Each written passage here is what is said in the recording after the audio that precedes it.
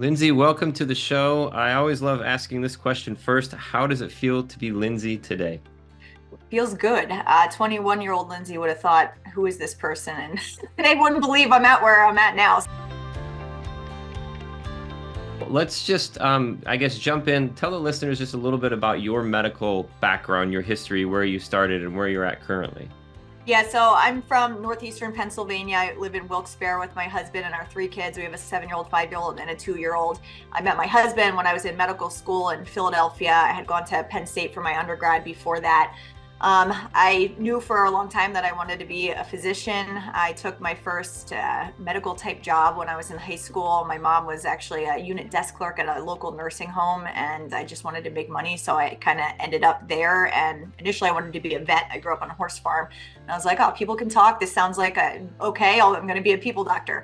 Mhm. So went to 𝗘𝗀𝗃𝗃 in Philadelphia, met my husband, ended up matching into emergency medicine with 𝗘𝗽𝗁𝗁 in the middle of Pennsylvania. My husband's from France. He moved here almost 14 years ago. So I joke he went from Paris to Philadelphia to central Pennsylvania, like cow country.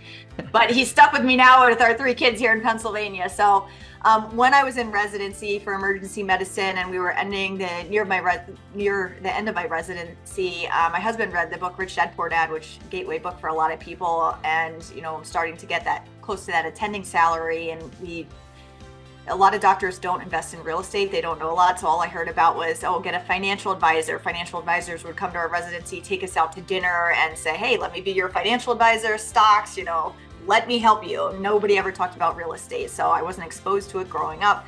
My parents weren't real estate investors or anything. So the book really changed our mindset about getting passive income streams.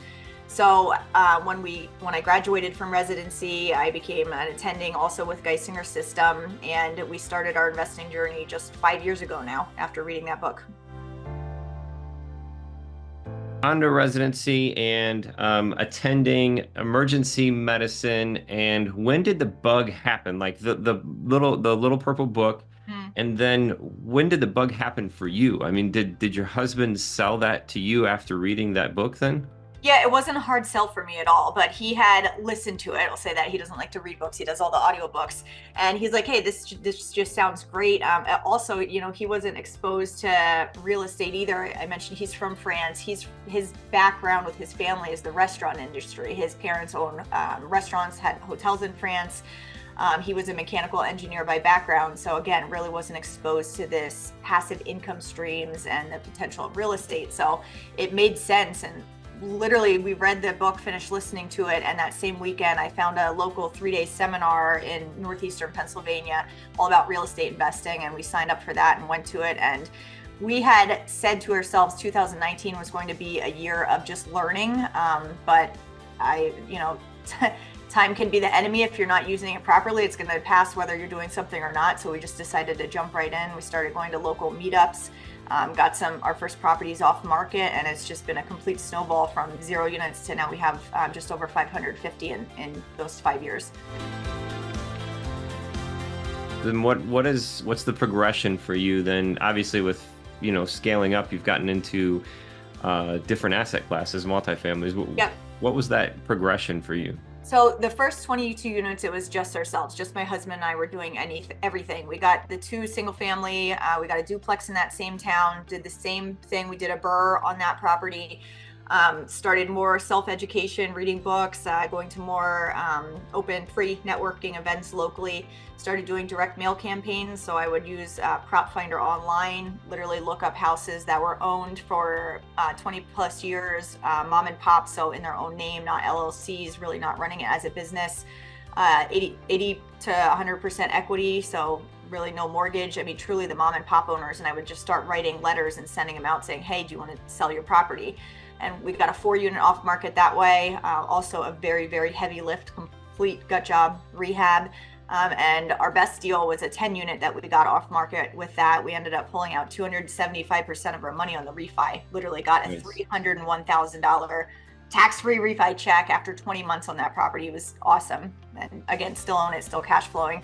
And we picked up a couple single family units that way too. After we did that and everything was stabilized, we were scaling, we were doing well, but we were doing everything ourselves. I was picking up extra moonlighting shifts at the hospital. By now we had our second kid. There was a lot going on, and we were thinking, how do we leverage our time, our knowledge, and our money, which is limited, finite, with other people. So we started to look for and join other actual paid masterminds and mentorship groups. And that's really when we started to scale and take off. We started doing some syndication deals where my husband and my husband has real estate professional status now, so he does this full time. He's not a mechanical engineer. He does our whole portfolio and everything. So he is more the asset management, tenant management, and I'm more the front end. I like to do capital raising. I like to do webinars, podcasts. When we started the syndications, we did 110 unit in South Carolina, 212 unit in Kansas City, 40 unit and a 72 unit in Springfield, Missouri. And I'm working on a very large industrial capital raise right now, pretty locally in Pennsylvania. And we did one other smaller industrial 23 unit about a year ago. And that's 𝗘𝗀𝗂𝗹 Capital, right? That's Clover. Yep, that's that. This was my husband's Christmas present 2 years ago. The sign behind me at 𝗘𝗀𝗂𝗃𝗹capital.com. 𝗘𝗀𝗂𝗃capital.com. So if the listeners are interested in learning more about you, or even potential opportunities, right? Is that where they would go? Yep, exactly. Yep, 𝗘𝗀𝗂𝗃capital.com. I have a lot of my prior podcasts on there. Did one in 𝗏𝒐pockets a couple months ago. That was really fun. I love to network with people and just teach and learn from other people as well.